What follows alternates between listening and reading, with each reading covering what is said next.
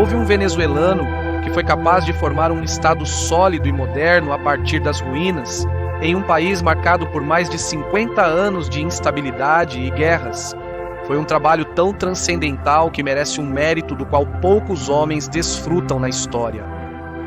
Sua vida como trabalhador fazendeiro e como militar antes de conquistar o poder foi tão excepcional quanto os 27 anos em que governou a Venezuela. Ninguém conseguiu vencer de forma tão eficaz as tendências anárquicas do nosso país. Ninguém governou os venezuelanos por tanto tempo, em paz, com tão pouca oposição e em uma onda de constante desenvolvimento. No entanto, com o passar do tempo, seus detratores o descreveram como um tirano que mergulhou a Venezuela na miséria. Seu nome é Juan Vicente Gómez, também conhecido como El Benemérito, e esta é sua grande história. Convido vocês a apoiar esta iniciativa se inscrevendo no canal, compartilhando este material se acharem valioso e em breve nos apoiando em nosso Patreon. Ressalto que o suporte documental e bibliográfico dos nossos vídeos está disponível na descrição abaixo. Mas continuemos então com a extraordinária história do reabilitador da Venezuela.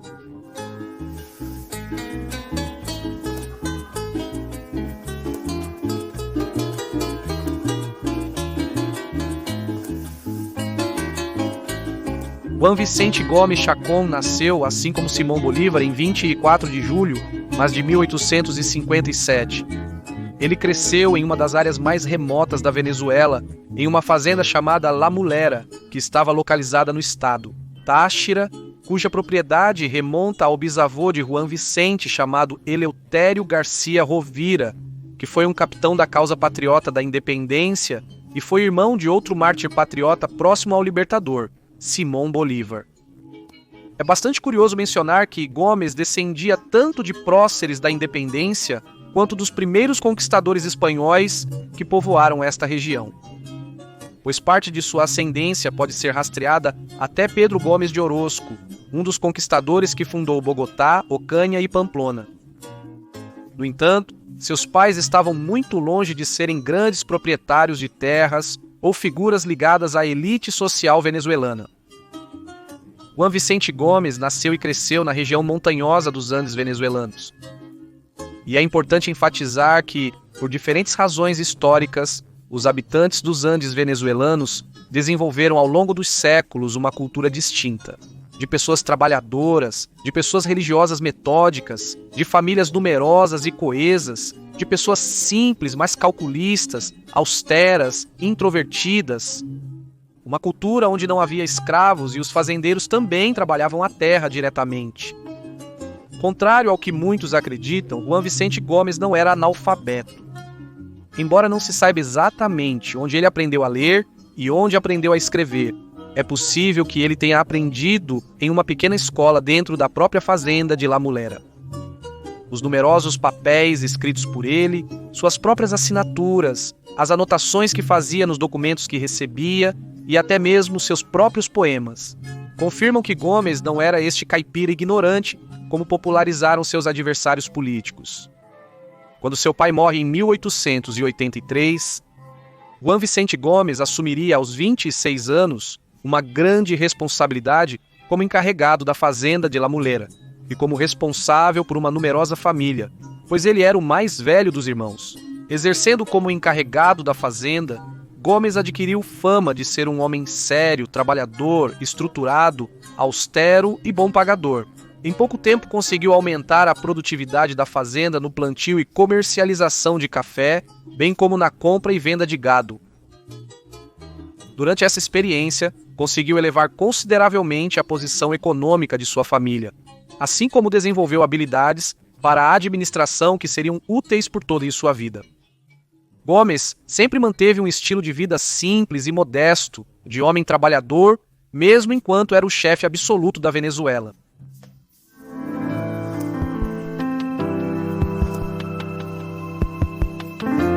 Juan Vicente Gómez manteve-se afastado da política e das ambições de poder durante todo esse período, até que em 1888, numa briga de galos, pediu que lhe apresentassem a Cipriano Castro, que então era governador da seção Táchira do grande estado dos Andes.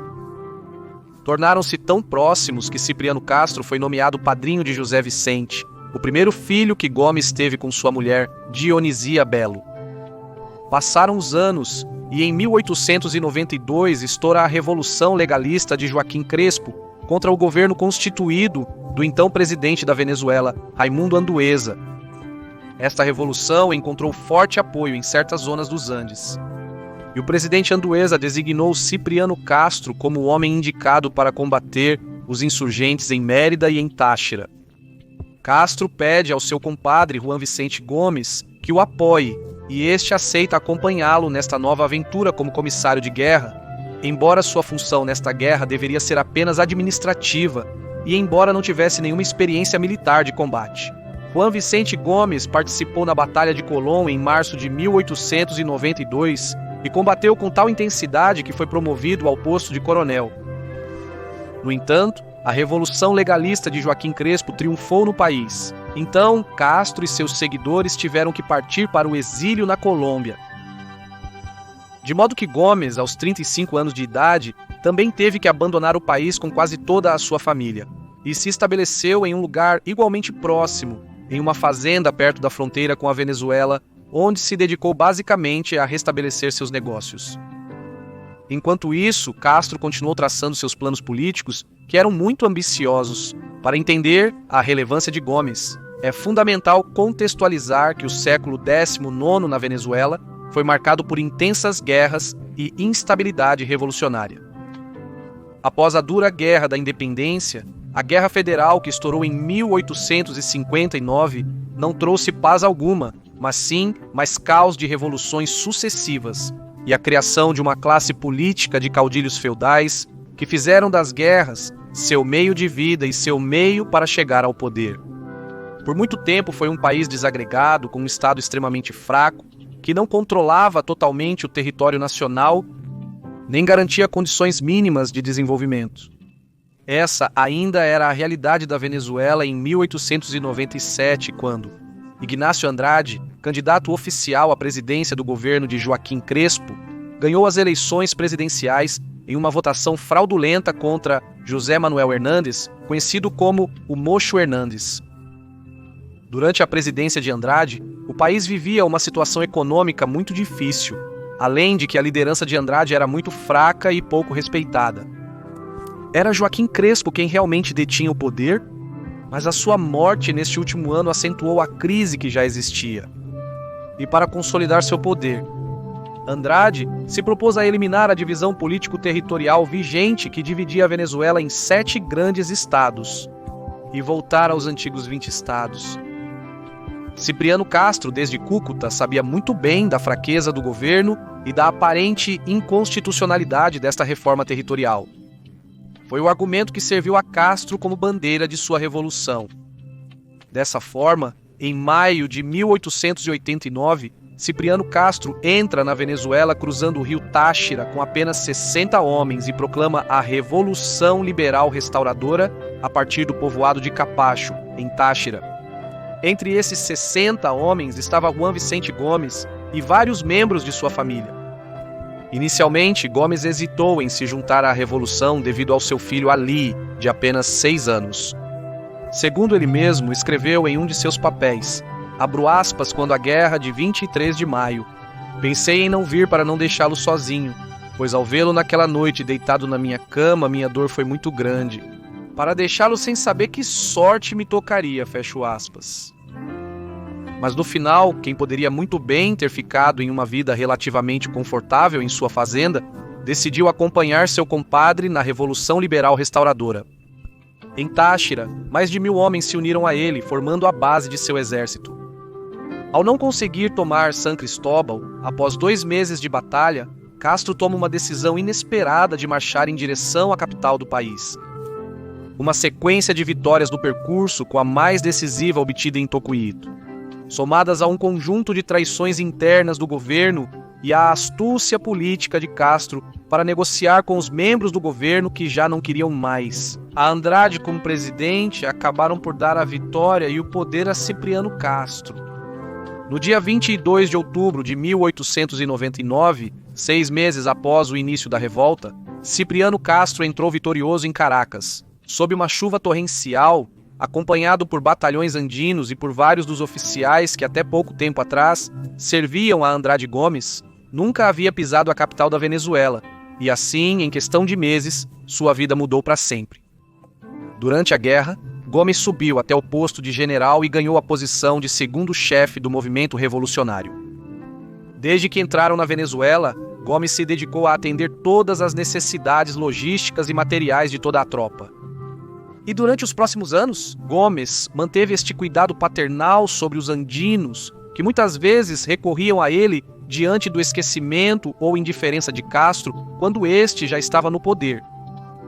Agora, Gomes não executou nenhuma ação militar de grande escala durante o curso dessa revolução. Seu prestígio como grande estrategista militar terá que esperar alguns anos mais. De maneira que, em 1899, Cipriano Castro assume a presidência da República e se dá início ao período conhecido como a Hegemonia Andina, um período histórico de quase meio século de duração na Venezuela, onde apenas lideraram os governos. Os goxos, ou seja, aqueles provenientes da região montanhosa dos Andes venezuelanos, mais especificamente do estado Táchira.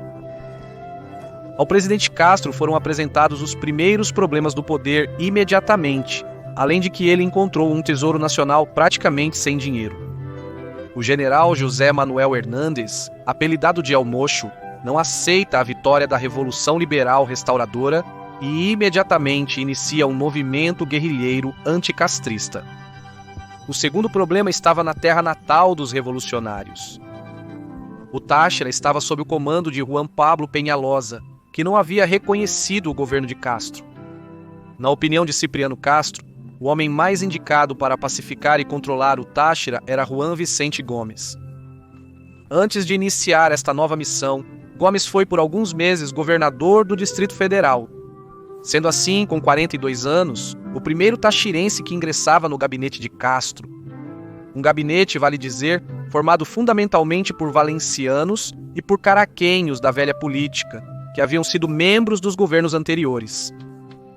Gomes abandona o cargo para assim partir para Táchira e embarca em La Guaira em vários navios da Marinha, nos quais chega a Maracaibo, onde segue seu rumbo para a região andina. Gomes via e navegava o mar pela primeira vez. Enfim, alcançou seu destino, mas seus oponentes já tinham escapado. E lá foi recebido com grande entusiasmo popular, com uma atitude calma e com uma política inclusiva com seus adversários que ele manteria durante toda a sua vida. Gomes manteve a situação sob controle na fronteira colombiana, frente à ameaça de invasão de grupos dissidentes. Restabelece a ordem pública, o partido, combate uma epidemia de varíola e realiza várias obras públicas. O próprio Gomes tirou dinheiro do seu bolso para ajudar os soldados desamparados que o haviam acompanhado desde o início da Revolução Liberal Restauradora. Enquanto Gomes conseguia restabelecer a paz em Táchira, um problema muito grave estava se formando em Caracas. 2 parentes do presidente Castro entraram em conflito com Gomes porque o acusavam, sem fundamento, de ser um traidor e de ser corrupto, em parte porque estava trabalhando com antigos adversários de Castro. A postura dos parentes de Castro influenciou muito o presidente. Castro finalmente decide nomear seu irmão como presidente do Táchira. Isso incomodou e desapontou Gomes, que se retirou para sua fazenda La Mulera. Contudo, os ânimos foram acalmados entre todos os atores, principalmente pelas crescentes ameaças de inimigos externos. Atendendo ao pedido de Castro, Gomes retorna a Caracas em 1901 e é nomeado vice-presidente do país. Mas já não era o mesmo defensor alegre do regime de antes. Ele voltava como um homem mais experiente, que já havia tido um primeiro encontro com a política crua e real da Venezuela. Mas enquanto tudo isso acontecia, um grupo de líderes que haviam sido afastados do governo, bem como outros que ainda faziam parte dele, começaram a conspirar seriamente contra Castro.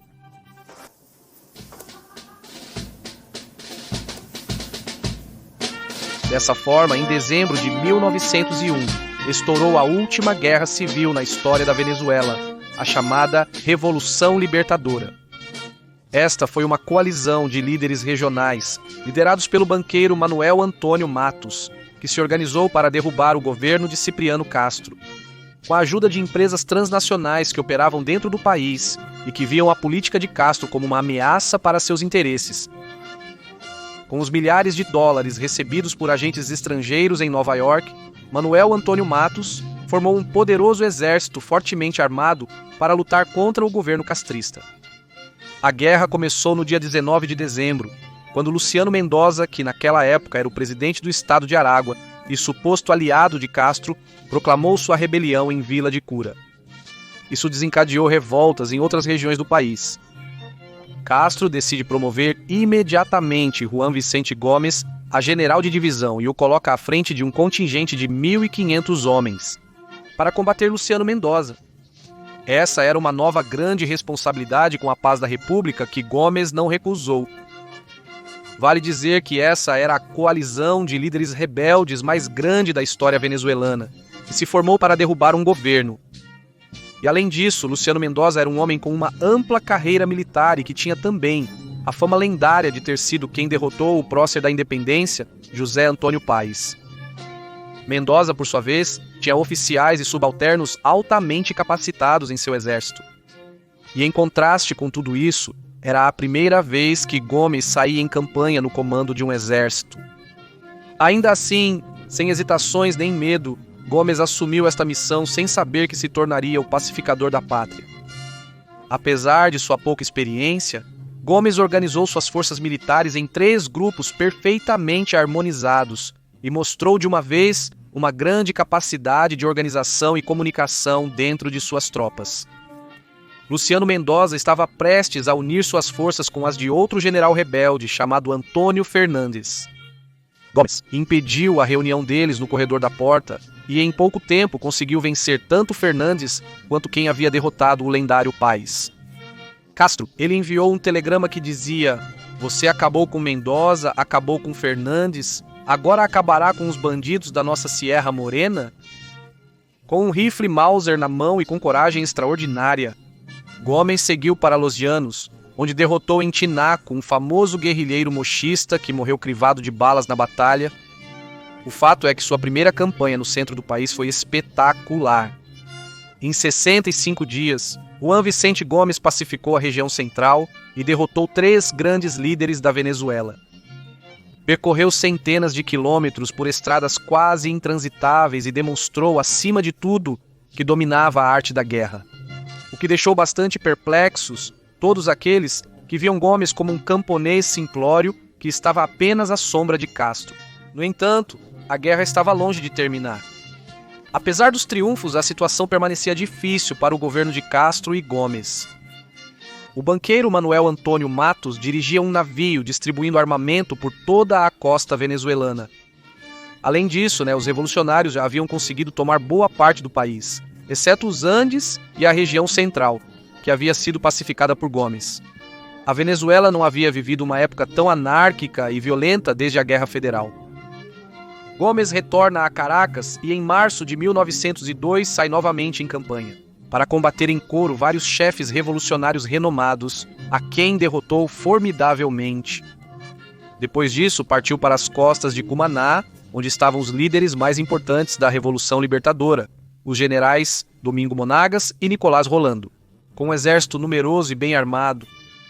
No dia 3 de maio, Gomes desembarcou, sitiou e tomou Cumaná. 3 dias depois, atacou Carúpano, onde recebeu um tiro que quase o matou, por isso teve que ser levado de volta a Caracas. Manuel Antônio Matos desembarcou em 15 de maio em Güíria e se proclamou chefe supremo da Revolução. Por sua vez, o governador de Guaiana, que ocupava o cargo por conta de Castro, entregou Ciudad Bolívar aos revolucionários com o grito de "Morram os andinos". Todo o leste do país estava nas mãos dos revoltosos e boa parte do oeste estava em disputa. Como se não bastasse, os revolucionários não apenas recebiam dinheiro de grandes empresas americanas, mas também os ferrovias inglesas e alemãs, bem como a Companhia de Cabo Francesa, também os ajudavam. Cipriano Castro decidiu que era hora de se declarar em campanha militar e evitar a reunião dos revolucionários do leste com os que estavam no oeste. Portanto, ele deixa Gomes encarregado da presidência da República. Castro agrupou todas as suas forças na Vitória enquanto em Vila de Cura, todos os revolucionários levantados se concentraram. Do lado revolucionário eram 14 mil homens bem equipados, com uma dúzia de generais experientes, enquanto que o governo contava apenas com 7 mil homens que acompanhavam Castro.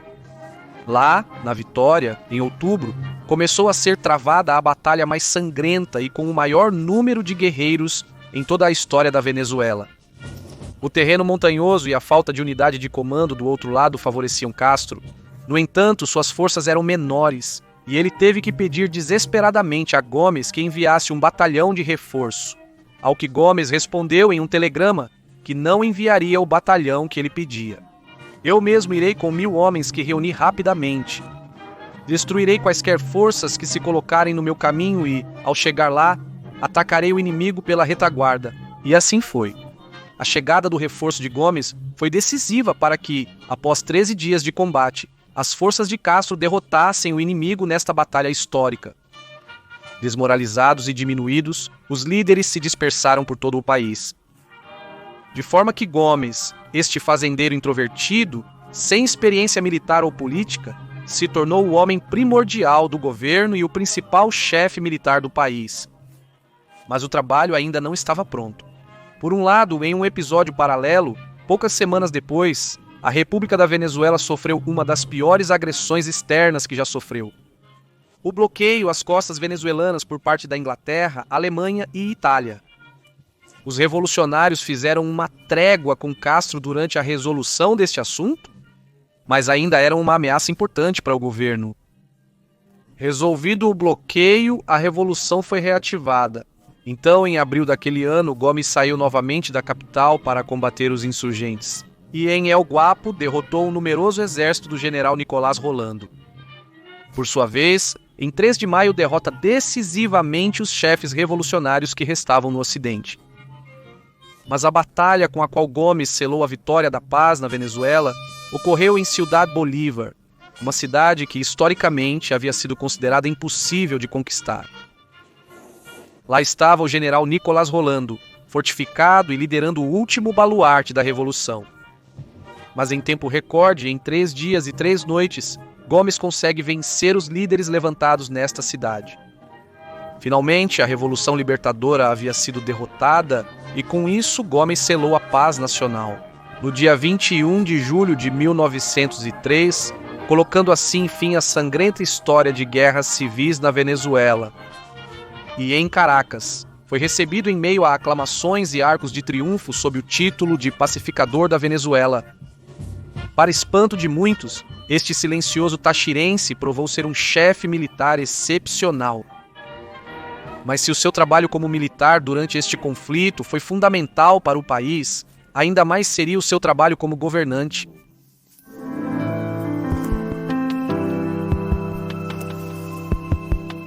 Gomes atua como vice-presidente da Venezuela sob o mandato de Cipriano Castro, e sua figura foi ganhando cada vez mais e mais proeminência. A atitude temerária, verbosa, audaz e irada de Castro contrastava com o comportamento silencioso, sensato, firme e inteligente de Gomes. Isso gerou desconfiança entre Gomes e Castro, e embora em várias ocasiões Castro tenha tido condutas repreensíveis contra Gomes, que causaram grande tensão política no país, Gomes sempre se manteve fiel ao seu compadre. Disso não há dúvidas e está registrado. Um grupo de caraquenhos e valencianos partidários de Castro até se atreveu a conspirar contra a vida de Juan Vicente Gomes, no episódio chamado A Conspiração, quando Castro adoeceu gravemente e eles temiam que Gomes assumisse o poder como sucessor de Castro. Durante a conspiração, Gomes não dormia 2 noites consecutivas no mesmo local. Mas quando se recuperou, Castro ficou muito incomodado que seus apoiadores o considerassem morto, enquanto Gomes se manteve atento ao seu cuidado. Então, ele afastou vários desses apoiadores de seu círculo íntimo dos importantes cargos que estavam ocupando. Apesar de tudo isso, o governo permaneceu unido, embora a política tumultuada de Castro não estivesse produzindo bons resultados para o país. Para 1980, além de numerosos problemas sociais, a Venezuela tinha enormes dívidas e a nação, além disso, havia entrado em uma situação muito conflituosa. com várias potências estrangeiras que novamente haviam intervindo em suas alfândegas e que facilmente poderiam atentar contra a soberania do país. Era um cenário realmente caótico e delicado, e o país clamava ordem, clamava tranquilidade. E no meio desta difícil situação, o presidente Cipriano Castro adoece novamente de forma séria e tem que viajar para Berlim para fazer uma cirurgia. Sua morte era mais que provável e Gomes já havia começado a fazer preparativos para este cenário. Imediatamente após a partida do presidente do país, começaram a ocorrer manifestações públicas contra Castro. Ao mesmo tempo, vários dos apoiadores do castrismo, principalmente aqueles que haviam sido afastados de seus cargos, começaram a conspirar a favor de seu derrubamento. Enquanto o círculo de andinos leais a Gomes obedeceria até a morte qualquer decisão que seu chefe tomasse. Dessa forma, Juan Vicente Gomes, de maneira muito calculada e planejada, decidiu executar a manobra que marcaria sua vida e a do país para sempre. Ele prendeu os poucos comandantes militares e políticos que ainda eram leais a Castro e desenvolveu uma manobra legal na qual se amparou na Constituição vigente para assumir formalmente o poder como vice-presidente encarregado da presidência, e com isso, também nomear um novo gabinete completamente novo. Depois disso, o país inteiro aplaudiu essa medida. Na chamada Revolução Reabilitadora não houve sangue nem se ouviu um único disparo. Uma multidão na Praça Bolívar ovacionou o novo governo, os estados do interior manifestaram sua adesão e o Congresso também o reconheceu. Se isso foi um golpe de Estado, como alguns historiadores opinam, terá sido o golpe de Estado mais constitucional da história da Venezuela. Rômulo Gallegos, que se tornaria um famoso escritor e presidente venezuelano, escreveu o seguinte, semanas após a tomada de poder de Gomes, abro aspas: parecem ser percebidos os sinais que anunciam a chegada daquele milagre político há muito tempo, esperado como única solução eficaz para o complexo problema da nossa nacionalidade republicana. A revolução que, no seio da paz, e em poucos dias, acabamos de testemunhar, nunca teve um motivo egoísta e estranho aos deveres do patriotismo, e esta é a suprema razão que a justifica. Fecho aspas. Desta maneira, aclamado pelo país. No 19 de dezembro de 1908, começa o governo de Juan Vicente Gomes, que governou a Venezuela como seu líder incontestável, até sua morte em 1935.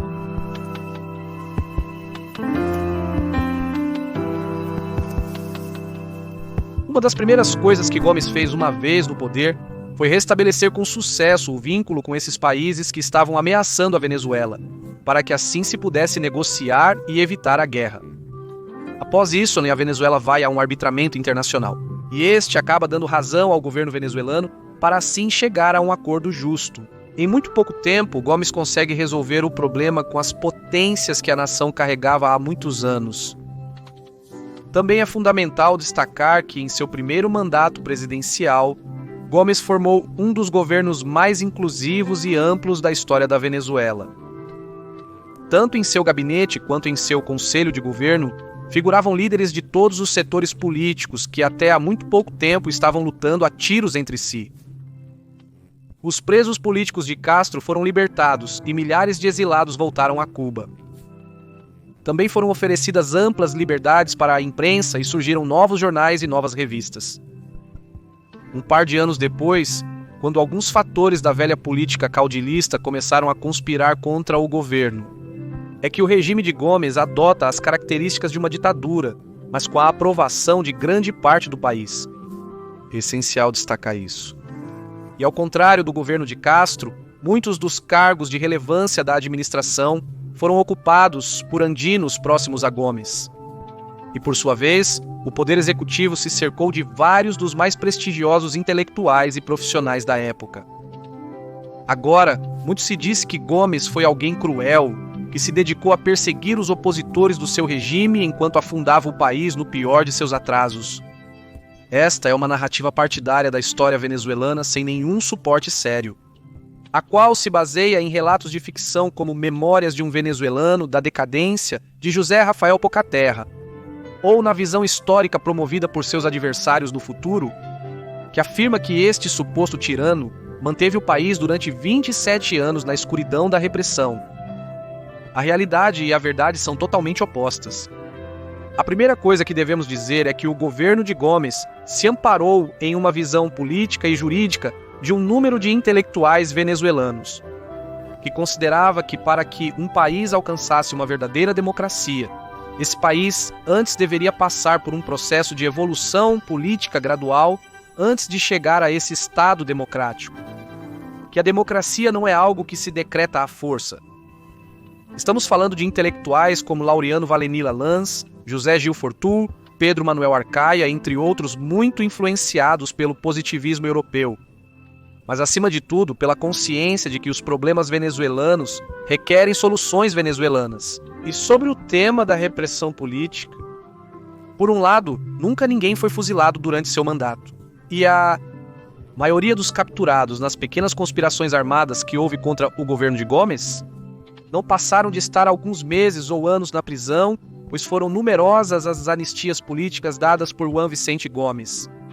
Aqueles que estiveram presos na La Rotunda por muito tempo, como o caso de Román Delgado Chalbot, realmente foram a exceção. Com isso, não se nega que houve repressão contra políticos e contra meios de comunicação que mostravam ser extremamente prejudiciais para a estabilidade do país. Mas é bom colocar as coisas em perspectiva e para contextualizar a situação. Também deve-se dizer que todas essas práticas que ocorreram durante o gomecismo, incluindo as torturas, foram exercidas pelos governos anteriores, bem como por vários dos governos democráticos que os seguiram depois, até mesmo com maior magnitude. Por outro lado, a famosa prisão de La Rotunda, utilizada por seu governo e que costuma ser a mais mencionada por seus detratores, nem sequer foi construída por Gomes. Esta prisão já existia desde 1854 e já havia sido usada anteriormente pelos governos anteriores. Por sua vez, são muitos os casos de pessoas que foram adversários radicais de Gomes, que depois acabaram em importantes cargos de seu governo.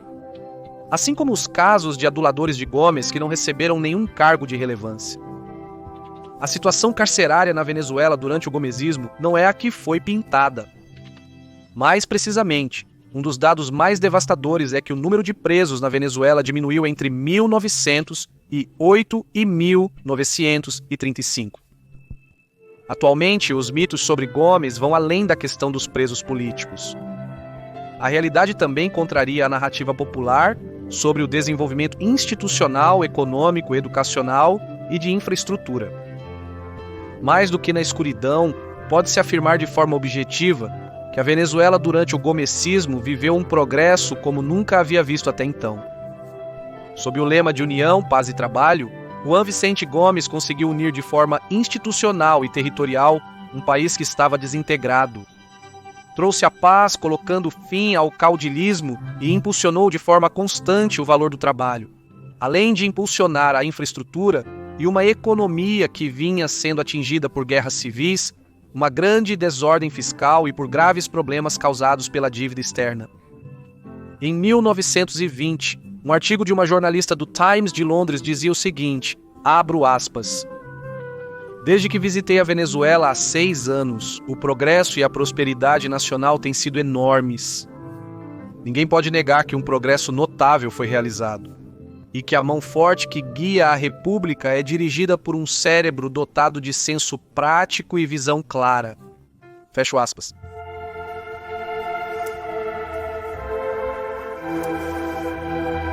Um assunto transcendental é que, até então, na Venezuela, ninguém havia conseguido consolidar um exército nacional e profissional que respondesse a um único comando.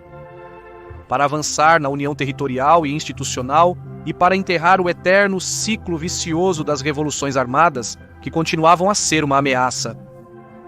Gomes consegue criar um exército nacional que servisse à Venezuela e não aos caudilhos regionais. Antes que uma simples reorganização do exército, Gomes fez uma desmontagem do que existia e criou algo novo e diferente.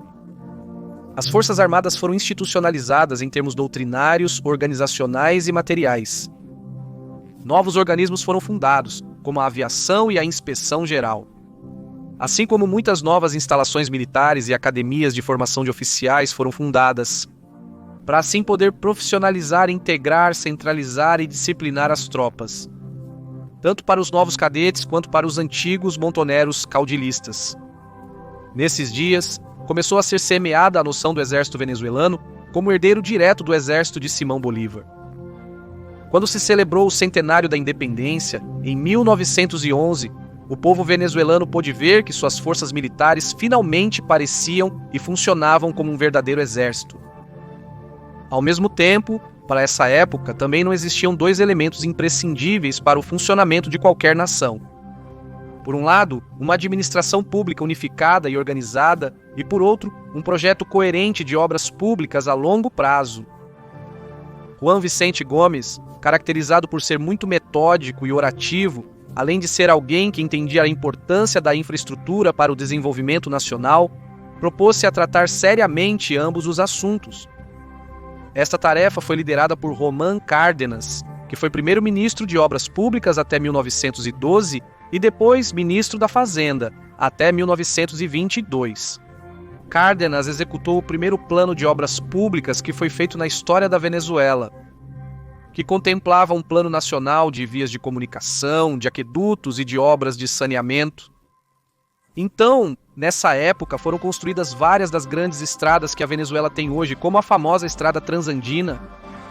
Também foram criados os primeiros aeroportos, os primeiros terminais de ônibus e companhias aéreas do país, bem como numerosas pontes e edifícios. E como se isso não fosse suficiente para este respeitável doutor, sob sua gestão como ministro da Fazenda, Cárdenas conseguiu unificar, sanear e criar a Fazenda Pública Moderna da Venezuela.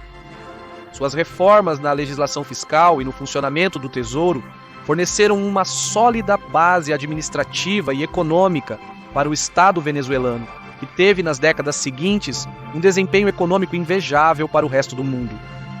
Situação que se destaca ainda mais quando se considera que antes de Gomes, a Venezuela vinha de mais de 50 anos de uma terrível estagnação econômica. Uma das muitas provas disso é que quando Gomes morreu, o país contava com volumosas reservas monetárias. É precisamente a consolidação de um exército nacional e a institucionalização de uma administração pública saudável que leva a catalogar o benemérito como o criador do Estado moderno venezuelano. Durante a presidência de Gomes, inicia-se a exploração de petróleo na Venezuela. Na ausência de capitais nacionais e profissionais que fossem capazes de explorar este setor, nesse momento, deu-se as boas-vindas a várias empresas estrangeiras para explorá-lo, e desta maneira também chegaram importantes capitais para a economia do país. Neste assunto, o trabalho de Gumersindo Torres foi primordial para negociar e lutar contra as empresas petrolíferas estrangeiras, com o objetivo de alcançar uma relação de ganho justa entre o Estado e as empresas petrolíferas. O trabalho de Gumersindo Torres foi tão persistente que até mesmo o Departamento de Estado dos Estados Unidos chegou a considerar este ministro de Gomes como o principal inimigo dos interesses americanos em matéria de petróleo na Venezuela. Portanto, também é falso que o governo de Gomes tenha sido uma espécie de fantoche dos Estados Unidos. Outra prova disso foi a firme decisão de Gomes de permanecer neutro durante a Primeira Guerra Mundial, apesar das fortes pressões que os Estados Unidos estavam fazendo contra a Venezuela para que tomassem um lado a seu favor.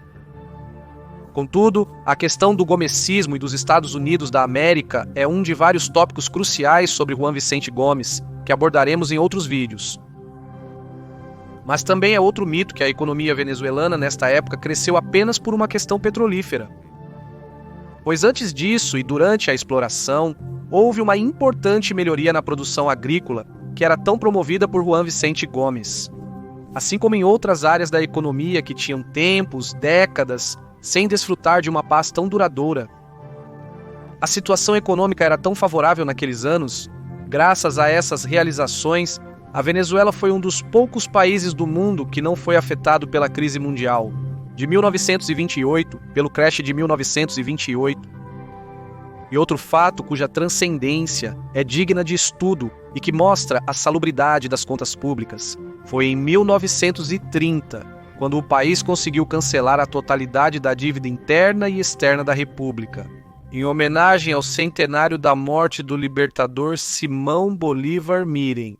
Não estar sujeito a dívidas é uma das maiores aspirações que um país pode ter em relação à sua soberania e ao seu bem-estar.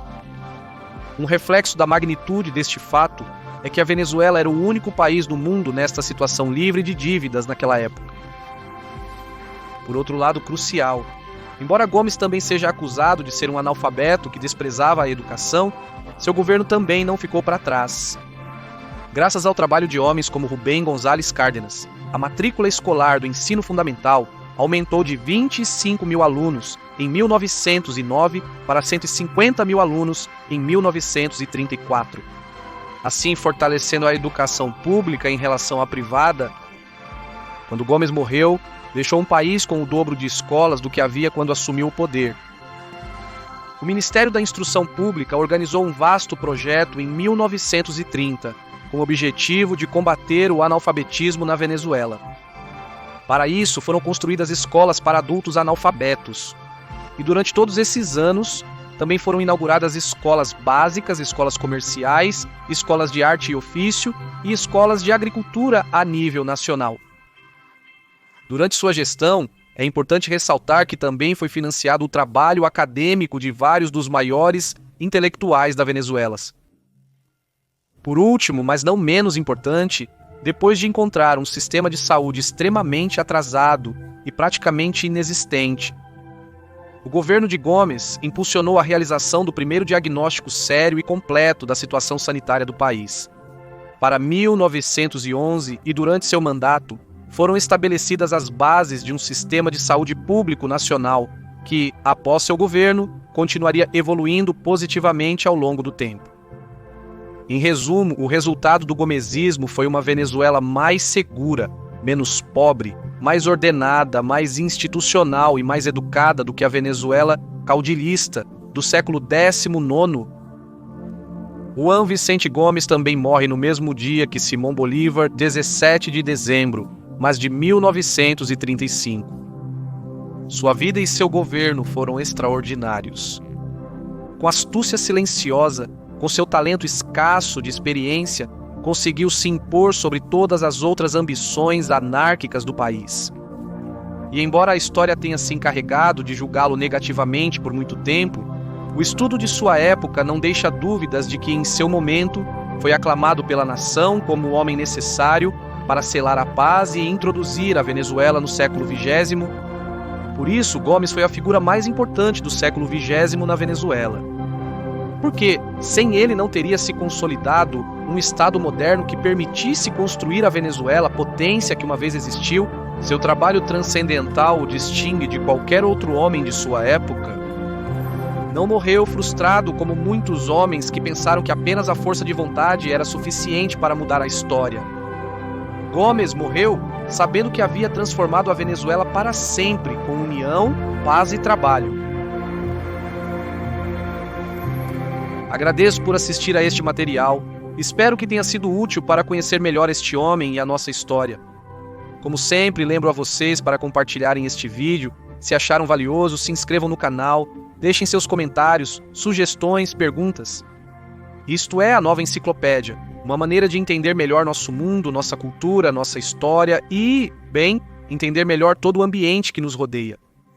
Agradecemos por assistir. Até a próxima.